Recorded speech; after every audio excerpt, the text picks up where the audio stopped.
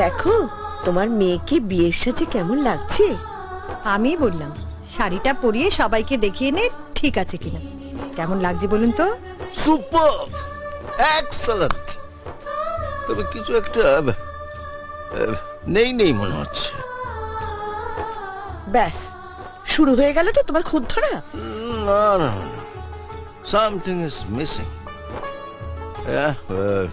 যার জন্য কোথাও একটা খামতি লাগছে, ঠিক লাগছে না।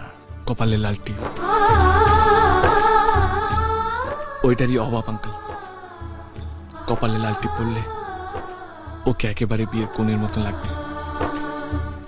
কারেক্ট, আকাশ ঠিক বলেছে। হ্যাঁ, এটাই তো নেই। আচ্ছা, তোমরা মেয়ে হয়ে এই ভুলটা করলে কি করে বলো তো? হ্যাঁ, এই জন্য বলছিলাম বর